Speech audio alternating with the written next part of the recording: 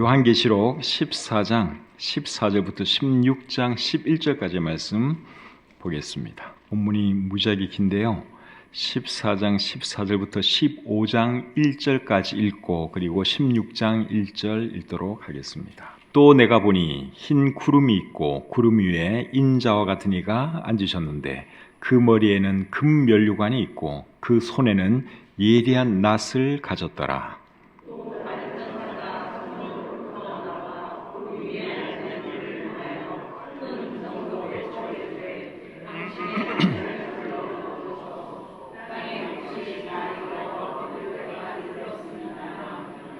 구름 위에 앉으신 이가 낫을 땅에 휘두르매 땅의 곡식이 거두어지니라.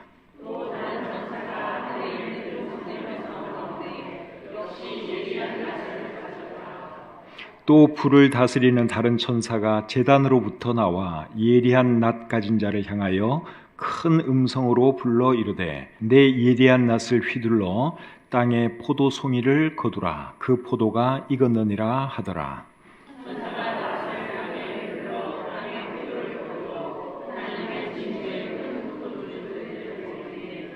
성 밖에서 그 틀이 밟히니 틀에서 피가 나서 말 굴레까지 닿았고 1600 스타디온에 퍼졌더라. 또 하늘에 크고 이상한 다른 이적을 보매 7 천사가 7 재앙을 가졌으니 곧 마지막 재앙이라. 하나님의 진노가 이것으로 마치리로다. 그 다음에 16장 1절 읽겠습니다. 또 내가 들으니 성전에서 큰 음성이 나서 7 천사에게 말하되 너희는 가서 하나님의 진노의 7 대접을 땅에 쏟으라 하더라. 아멘. 오늘은 요한계시록 14장 14절부터 16장 11절까지의 말씀을 본문으로 해서 진노의 심판이 시작되다, 이런 제목으로 말씀 전하기를 원합니다. 오늘 읽은 이 본문에는 재앙, 그리고 진노, 심판, 이런 단어가 많이 나옵니다. 재앙이라는 단어가 5번 나오고 진노라는 단어는 3번, 그리고 심판이라는 단어가 2번 나옵니다. 이런 단어가 많이 나오는 것을 보면 본문은 무엇에 대한 말씀 같습니까? 하나님의 진노와 재앙과 심판에 대한 말씀인 것을 알 수 있지요. 7년 대환란 기간 자체가 사실은 하나님께서 이 세상을 심판하는 시간입니다. 7년 대환란 기간에 있을 하나님의 심판은 크게 3가지지요. 첫째 심판은 7인의 심판입니다. 그리고 두 번째 심판은 7 나팔의 심판, 세 번째 심판은 7 대접의 심판이에요. 7인의 심판은 요한계시록 몇 장에 나옵니까? 요한계시록 6장에 나옵니다. 그리고 7 나팔의 심판은 요한계시록 8장과 9장에 나오고, 그리고 7 대접의 심판은 요한계시록 16장에 나옵니다. 이 3가지 심판 중에서 제일 무서운 심판이 어느 심판일까요? 7인의 심판, 아니면 7 나팔의 심판, 아니면 7 대접의 심판? 마지막 7 대접의 심판이 제일 무서운 심판입니다. 그래서 7 대접의 심판은 7년 대환란 기간 이제 마지막 부분에 집중해서 재앙을 하나님께서 쏟아 부으시는 그런 시간이라고 할 수 있습니다. 오늘 읽은 이 본문에는 7 대접의 심판이 시작되기 전에 있을 일과 그리고 7 대접의 심판 내용 일부가 기록되어 있습니다. 오늘 이 본문에 어떤 내용이 기록되어 있는지 우리가 한 절씩 살펴보도록 하겠습니다. 먼저 14장 14절 보겠습니다. 또 내가 보니 흰 구름이 있고 구름 위에 인자와 같은 이가 앉으셨는데 그 머리에는 금면류관이 있고 그 손에는 예리한 낫을 가졌더라. 이 말씀 보니까 구름 위에 인자와 같은 이가 앉아 계시는데 이분이 누구실까요? 이분은 예수님이시죠. 요한계시록 1장 13절에도 보시면 우리 예수님을 인자와 같은 분으로 소개하고 있습니다. 인자와 같은 분, 이 표현은 다니엘서 7장 13절에 제일 먼저 나옵니다. 거기에 이렇게 기록이 되어 있습니다. 다니엘서 7장 13절입니다. 내가 또 밤 환상 중에 보니 인자 같은 이가 하늘 구름을 타고 와서 옛적부터 항상 계신 이에게 나아가 그 앞으로 인도되매. 여기 보니까 인자 같은 이가 하늘 구름을 탔다고 말씀을 하고 있죠. 이분이 메시아를 말하는 것인데 예수님이 메시아로 이 땅에 오신 분이시죠. 그의 머리에는 금 면류관이 있고 손에는 예리한 낫을 가졌다. 그렇게 오늘 이 본문 14절에 기록이 되어 있습니다. 15절 16절 계속 보겠습니다. 또 다른 천사가 성전으로부터 나와 구름 위에 앉은 이를 향하여 큰 음성으로 외쳐 이르되 당신의 낫을 휘둘러 거두소서. 땅의 곡식이 다 익어 거둘 때가 이르렀음이니이다 하니 구름 위에 앉으신 이가 낫을 땅에 휘두르매 땅의 곡식이 거두어지니라. 한 천사가 성전에서 나와서 구름 위에 앉으신 분에게 뭐라 그럽니까? 당신의 낫을 휘둘러 거두소서. 땅의 곡식이 다 익어 거둘 때가 되었습니다. 그렇게 말을 했죠. 그 말을 듣고 구름 위에 앉으신 분이 낫을 땅에 휘두르니까 땅의 곡식이 거두어졌다. 그렇게 말씀하고 있습니다. 예수님께서 추수를 하셨다는 말씀인데 예수님께서 하신 이 추수는 잃어버린 영혼들을 구원하는 그 영혼의 추수일까요? 아니면 불신자들을 심판하는 그 추수를 말하는 걸까요? 우리 성경에서는 추수를 두 가지 개념으로 말을 해요. 잃어버린 영혼들을 구원하는 것도 영혼의 추수로 묘사하기도 하고 또 하나님께서 심판하시는 것도 추수하는 것으로 표현하기도 합니다. 지금 예수님께서 낫으로 곡식을 추수한다고 말씀을 하셨는데 이 추수는 어떤 추수일까요? 영혼 구원의 추수일까요? 아니면 심판의 추수일까요? 둘 중에 하나겠죠? 제 생각에는 후자가 맞습니다. 오늘 이 본문의 문맥을 쭉 보면 그런 것을 알 수 있습니다. 자, 17절부터 20절 계속 보겠습니다. 또 다른 천사가 하늘에 있는 성전에서 나오는데 역시 예리한 낫을 가졌더라. 또 불을 다스리는 다른 천사가 계단으로부터 나와 예리한 낫 가진 자를 향하여 큰 음성으로 불러 이르되 내 예리한 낫을 휘둘러 땅에 포도송이를 거두라. 그 포도가 익었느니라 하더라. 천사가 낫을 땅에 휘둘러 땅에 포도를 거두어 하나님의 진노의 큰 포도주 틀에 던짐에 성 밖에서 그 틀이 밟히니 틀에서 피가 나서 말굴레까지 닿았고 1600 스타디온에 퍼졌더라. 자, 이번에는 다른 한 천사가 하늘에 있는 성전에서 나왔는데 이 천사도 예리한 낫을 가지고 있습니다. 불을 다스리는 다른 천사가 제단으로부터 나와서 낫을 가진 이 천사에게 뭐라 그랬죠? 예리한 낫을 휘둘러 땅에 포도송이를 거두시오. 포도가 다 익었소. 그렇게 말을 했습니다. 그 말을 듣고 낫을 가진 천사가 낫을 휘둘러 포도를 거두어서 하나님의 진노의 큰 포도주 틀에 던졌지요. 그랬더니 그 성 밖에 있던 그 이제 포도주 틀에서 포도가 밟혀서 피가 나오는데 그 피가 말 굴레까지 닿았고 1600 스타디온까지 퍼졌다. 그렇게 기록을 하고 있습니다. 말 굴레라고 하는 것이 뭐죠? 말 굴레라고 하는 것은 말을 통제하기 위해서 말의 머리에 이렇게 씌우는 그런 줄 같은 것입니다. 그러니까 피가 말 굴레까지 닿았다 그러니까 말 머리 정도 그 높이까지 피가 닿았다 그 말이고, 그리고 1600 스타디온은 300km 정도 됩니다. 굉장히 먼 거리죠. 300km까지 피가 퍼졌다 그렇게 말씀을 하고 있습니다. 포도주 틀에 넣고 이제 발로 밟으면은 포도가 튀겠지요. 그러면서 포도즙이 이제 옷에 묻을 수 있습니다. 그것처럼 사람의 피가 말굴레까지 튈 것이고, 그리고 그 범위는 300km까지 달할 것이다 하는 말씀이 방금 읽은 20절 말씀의 의미죠. 근데 이제 이 말씀을 또 잘못 이해하면 이게 완전히 피가 강을 이루겠구나 그런 말씀으로 이해를 하시는데, 제가 볼 때는 그거는 현실적으로는 조금 이해하기가 어렵죠. 높이가 말머리까지 이르는 물이 강을 이루어서 300km를 흘러간다? 피가 그렇게 흘러간다?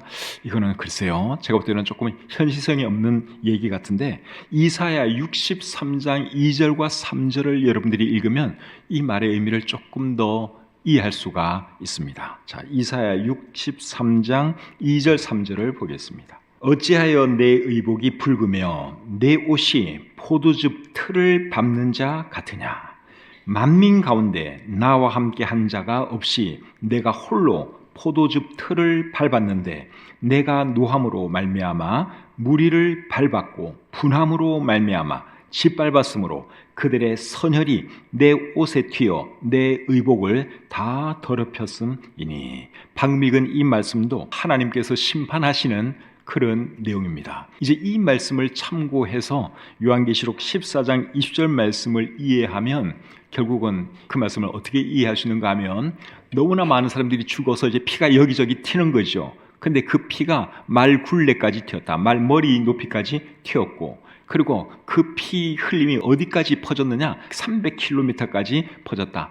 그 넓은 지역에 수많은 사람들이 피를 흘리고 죽었다, 그 말입니다. 그렇게 우리가 이해할 수 있겠습니다. 그 다음에 요엘서 3장 12절 13절을 한번 보겠습니다. 민족들은 일어나서 여호사밧 골짜기로 올라올지어다. 내가 거기에 앉아서 사면의 민족들을 다 심판하리로다. 너희는 낫을 쓰라. 곡식이 익었도다. 와서 밟을지어다.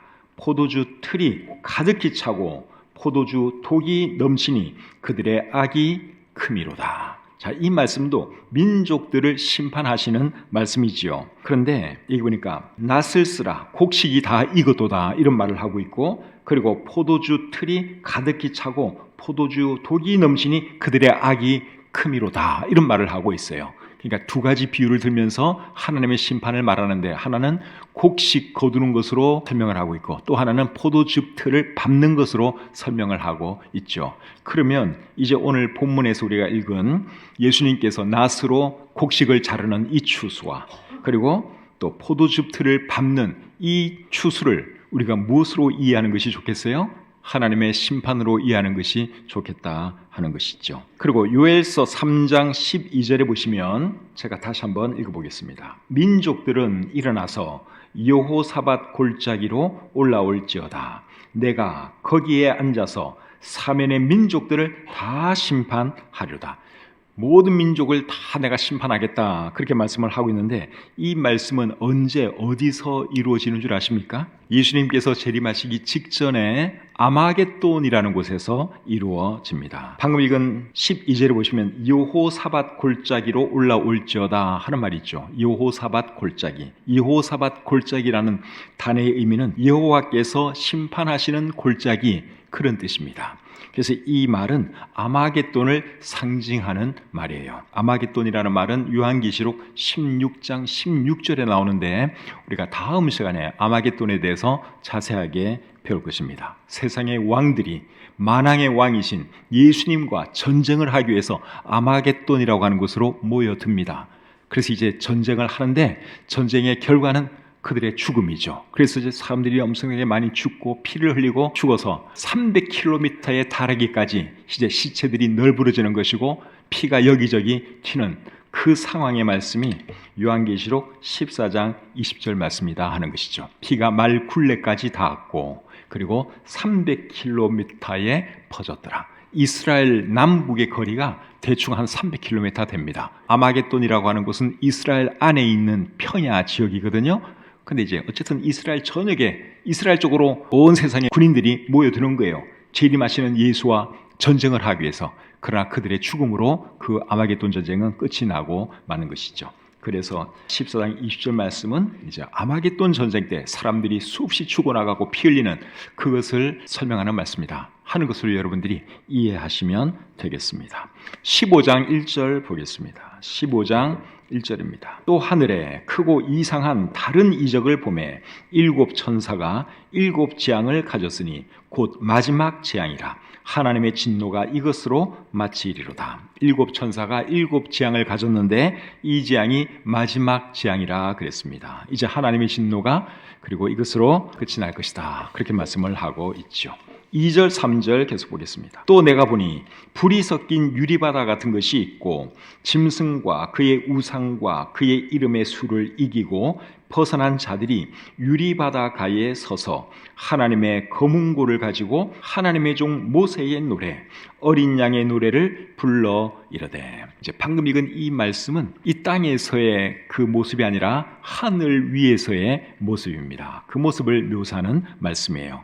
근데 보니까 유리바다 같은 것이 있습니다. 근데 여러분, 유리바다는 하늘 위에 어디에 있죠? 정확하게 요한계시록 4장 6절에 보면 보좌 앞에 수정과 같은 유리바다가 있다고 말씀을 하고 있어요. 그러니까 하늘 위에, 하늘 보좌 앞에 이제 유리바다 같은 것이 아름답게 쫙 펼쳐 있는데, 오늘 방금 읽은 이 말씀에서는 그냥 유리바다라 그러지 않고 불이 섞인 유리바다라 그랬어요.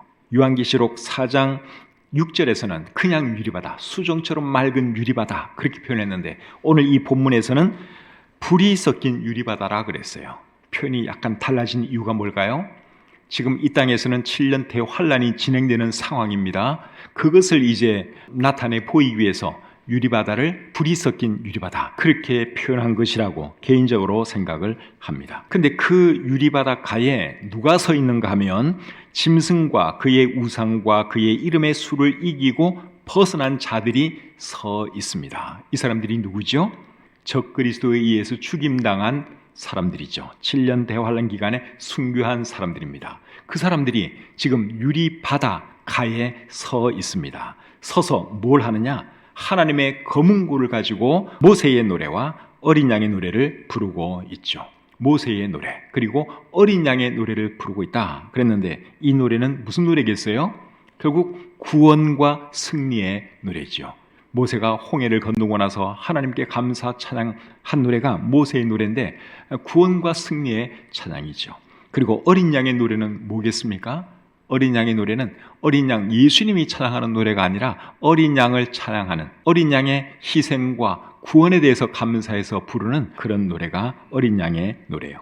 그래서 어쨌든 모세의 노래와 어린 양의 노래는 구원과 승리의 노래라고 할 수 있습니다. 근데 7년 대환란 기간 중에 순교당한 사람들이 그 수정과 같은 아름다운 유리바다 가에 서서 지금 하나님을 찬양하고 있는 것이죠.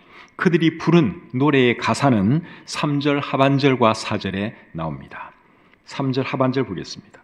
주 하나님 곧 전능하신 이시여 하시는 일이 크고 놀라우시도다. 만국의 왕이시여 주의 길이 의롭고 참되시도다. 주여 누가 주의 이름을 두려워하지 아니하며 영화롭게 하지 아니하오리까? 오직 주만 거룩하시니이다. 주의 의로우신 일이 나타났음에 만국이 와서 주께 경배하리이다.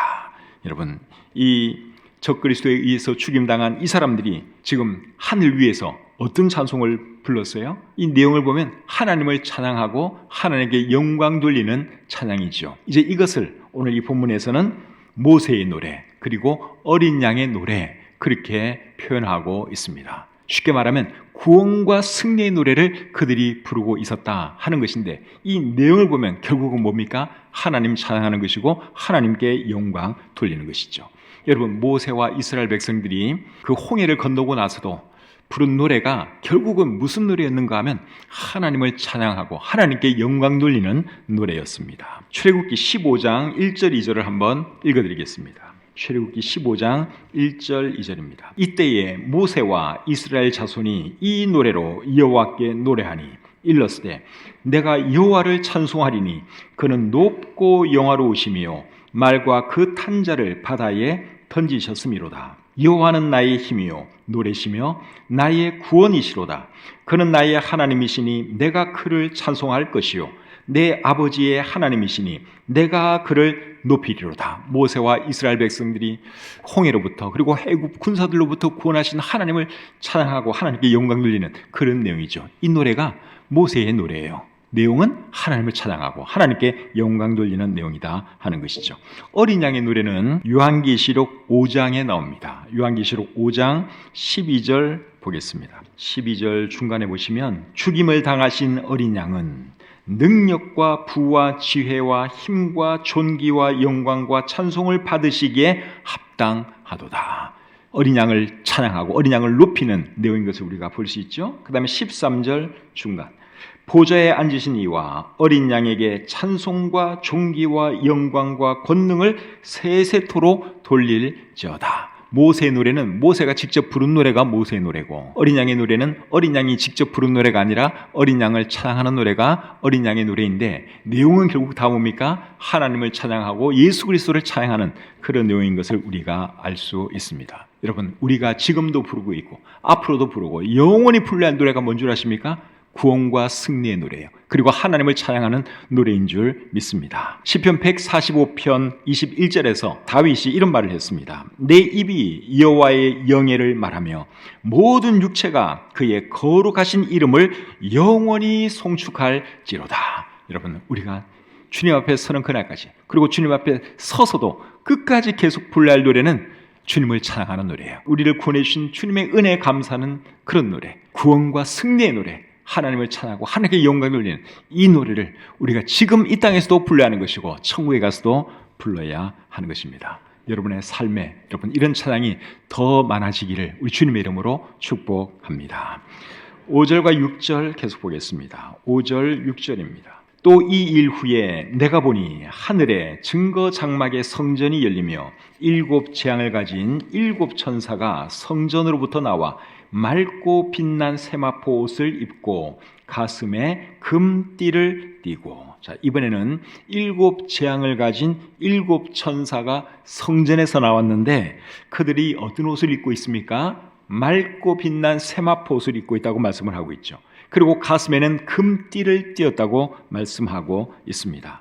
맑고 빛난 세마포 옷을 입은 이 모습은 하늘에 있는 성도들 모습하고 상당히 비슷합니다. 요한계시록 19장 8절에 보시면 하늘에 있는 성도들이 희고 빛난 세마포 옷을 입고 있다고 기록을 하고 있죠. 그리고 가슴에 금띠를 두른 것은 누구의 모습하고 비슷한 것 같습니까?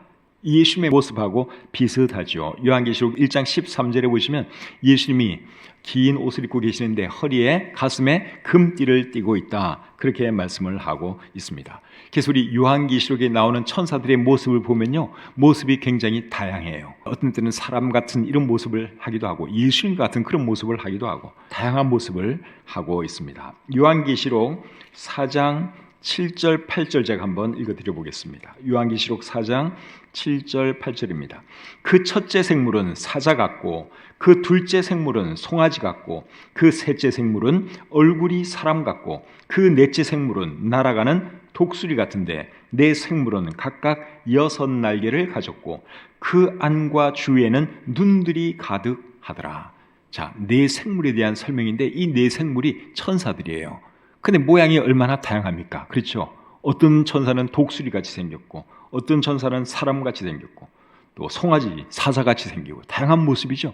그래서 우리 천사의 모습을 한 모습으로만, 한 모양으로만 딱 여러분 머릿속에 그리면 안 되고 천사는 다양한 모습으로 나타난다 하는 것이죠. 계속해서 7절을 보겠습니다. 네 생물 중에 하나가 영원토록 살아계신 하나님의 진노를 가득히 담은 금 대접 7을 그 7 천사들에게 주니, 네 생물 여기 또 나오죠. 네 생물은 네 천사라고 말씀을 했습니다. 하나님의 보좌가 있으면 그 보좌 가장 가까이에서 하나님을 보좌하는 천사들이 이 네 생물, 이 네 천사들입니다. 근데 네 생물 중에 하나가 7 천사에게 뭘 주었어요? 하나님의 진노를 가득히 담은 금 대접 7을 주었다고 여기 말씀하고 있죠. 계속해서 15장 8절을 보겠습니다. 하나님의 영광과 능력으로 말미암아 성전의 연기가 가득 차매 7 천사의 7 재앙이 마치기까지는 성전에 능히 들어갈 자가 없더라. 16장 1절. 또 내가 들으니 성전에서 큰 음성이 나서 7 천사에게 말하되 너희는 가서 하나님의 진노의 7 대접을 땅에 쏟으라 하더라. 성전에서 큰 음성이 7 천사에게 뭐라고 말하는가 하면 너희는 가서 하나님의 진노의 7 대접을 땅에 쏟으라, 그렇게 말을 했어요. 그렇게 해서 이제 마침내 7 대접의 심판이 시작되는 것이죠. 그 다음 절부터 이제 7 대접의 심판 내용이 나옵니다. 2절 보겠습니다. 16장 2절. 첫째 천사가 가서 그 대접을 땅에 쏟음에 짐승의 표를 받은 사람들과 그 우상에게 경배하는 자들에게 악하고 독한 종기가 나더라. 첫 번째 천사가 첫 번째 대접을 쏟으니까 어떤 일이 일어났어요? 짐승의 표를 받은 사람들과 그 우상에게 경배하는 자들에게 악하고 독한 종기가 났다 그랬습니다. 악한 종기가 났으니까 여러분 얼마나 참 괴로웠겠습니까? 하나님께서 이 악한 사람들을 이제 괴롭히는 것이죠. 악한 종기를 줘가지고 아주 괴롭게 하고 있습니다. 3절 말씀 보겠습니다. 둘째 천사가 그 대접을 바다에 쏟음에 바다가 곧 죽은 자의 피같이 되니 바다 가운데 모든 생물이 죽더라. 자, 두 번째 대접을 쏟았을 때는 바다가 죽은 자의 피같이 되었습니다. 그리고 바다에 사는 모든 생물이 다 죽었습니다. 바닷물이 피처럼 되니 생물들이 살 수가 없지요. 7나팔 심판 때는 두 번째 나팔이 울려 퍼졌을 때 바다의 3분의 1이 피로 변했습니다. 그리고 바다 생물의 3분의 1이 죽었고 배들의 3분의 1이 파괴되었습니다. 근데 이제 마지막 7대접의 심판 때는 두 번째 대접이 쏟아졌을 때 온 바다가, 세계 모든 바다가 피로 변했습니다. 그리고 바다의 모든 생물들이 다 죽었습니다. 정말 끔찍한 일이 일어났죠. 여러분, 바다가 여러분 얼마나 좋습니까? 동해바다. 보기만 해도 시원하고 너무너무 맑고 깨끗하고 좋은데 7년 대환란 이제 마지막 부분에서는 이 바다가 여러분 완전히 말 그대로 문자 그대로 피바다가 됩니다. 다 피로 변합니다. 생물들이 살 수가 없어요. 그래서 이제 생물들이 이제 물 위로 떠오르겠죠. 썩은 냄새가 천지를 진동할 것이고 시뻘건 바닷물 보기만 해도 혐오스럽고 그렇게 될 것입니다. 이런 일이 이제 실제로 일어나는 것이죠. 바다에서 나오는 먹을거리는 또 얼마나 많습니까? 근데 이제 7년 대환란 마지막 부분에는 바다에서 나오는 이런 거 하나도 먹을 수도 없고 쓸 수도 없고 아무도 못하는 거예요. 이제 거의 끝이 다 왔기 때문에 하나님께서 이런 큰 벌을 내리시는 것이죠. 4절 말씀 보겠습니다. 4절. 셋째 천사가 그 대접을 강과 물 근원에 쏟음에 피가 되더라. 자, 이번에는 강과 물 근원이 피가 되었다. 그렇게 말씀을 하고 있죠. 이렇게 되면 이제 마실 물이 없어집니다. 강물도 피로 변했고 호수도 피로 변했고 모든 샘들이 다 피로 변했기 때문에 이제 마실 물이 없습니다. 이렇게 되면 사람들이 살 수가 없죠.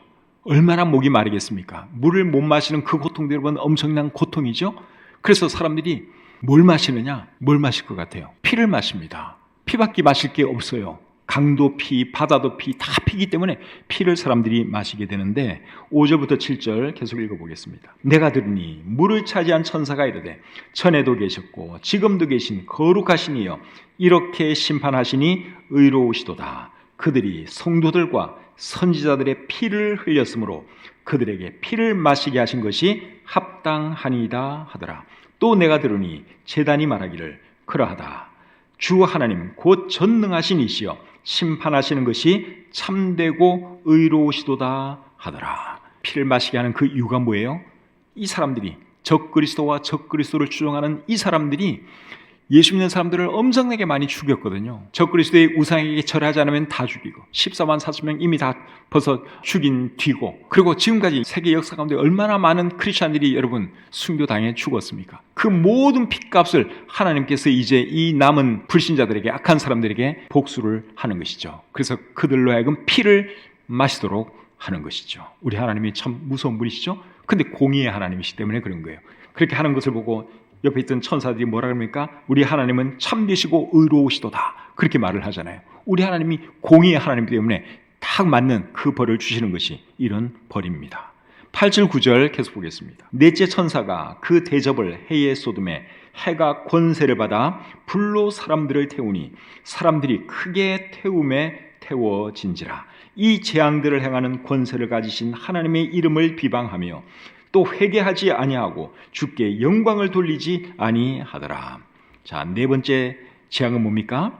해가 뜨거워져서 사람들을 태웠다고 말씀을 하고 있죠. 태워 죽였다는 말은 여기 성경에 없고 어쨌든 태웠어요. 죽도록은 허락 안 하시고 아마 고통만 준 걸 수도 있습니다. 해가 뜨거워져서 사람들을 괴롭힌 것이죠. 요즘 날씨가 엄청 더운데 요즘 같은 이런 뜨거운 시절에 이 말씀 묵상하면 이게 느낌이 팍 오리라고 생각을 합니다. 지금 이 여름 폭염이요, 우리나라만 더운 게 아니에요. 온 세계적으로 지금 이런 폭염이 지속되고 있는데 어제 신문에 보니까 올해 이 여름 더위는 175년 만에 최고랍니다. 175년 만.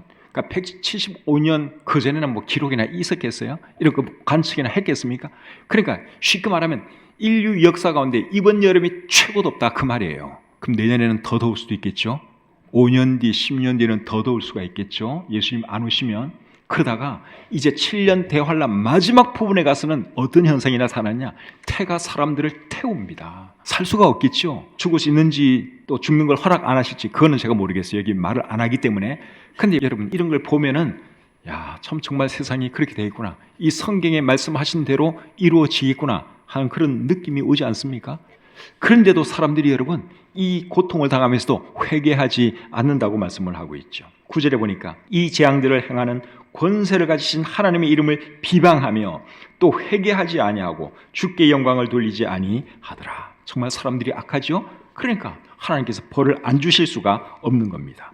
자, 이제 마지막으로 10절 11절입니다. 또 다섯째 천사가 그 대접을 짐승의 왕좌에 쏟으니 그 나라가 곧 어두워지며 사람들이 아파서 자기 혀를 깨물고 아픈 것과 종기로 말미암아 하늘의 하나님을 비방하고 그들의 행위를 회개하지 아니하더라. 자, 다섯 번째 재앙은 뭡니까? 짐승의 나라, 적 그리스도의 나라가 어두워지면서 사람들의 몸에 고통이 찾아왔습니다. 엄청난 고통을 주었어요. 그리고 적 그리스도가 있는 그 나라는 어둠이 찾아왔어요. 근데 이 나라, 이 적 그리스도의 왕자가 있는 곳이 어딜까요? 어딘가 하면요, 잘 들으세요. 예루살렘 아니면 로마예요. 예루살렘 아니면 로마. 그거는 확실합니다. 둘 중에 하나예요. 예루살렘에는 뭐가 있죠? 성전이 있죠. 7년 대환란 기간에도 성전이 예루살렘에 있습니다.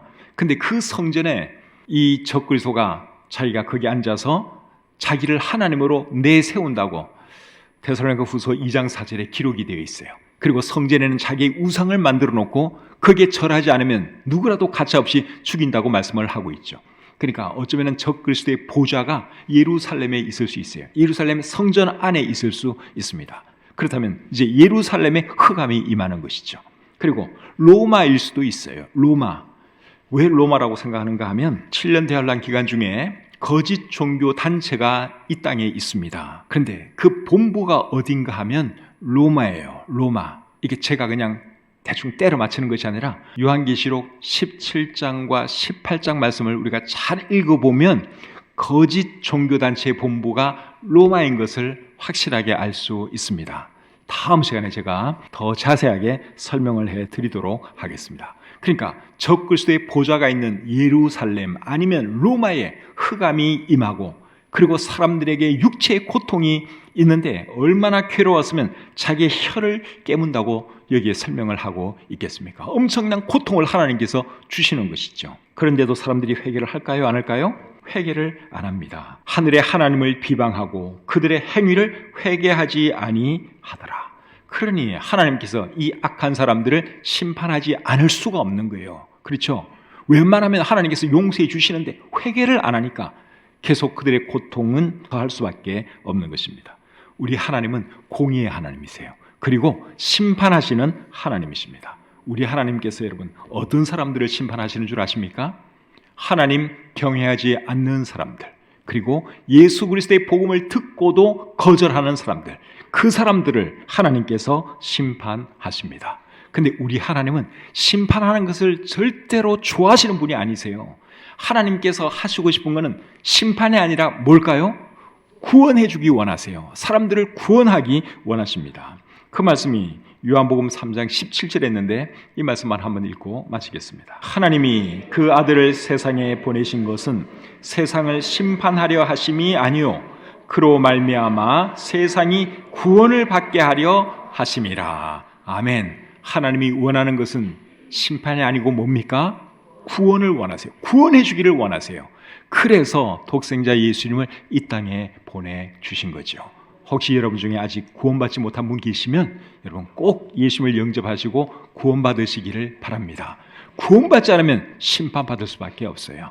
이 중에 한 분도 심판받는 분이 없기를 바라고 다 구원받고 천국의 소망 가지고 살아가시기를 우리 주님의 이름으로 축복합니다.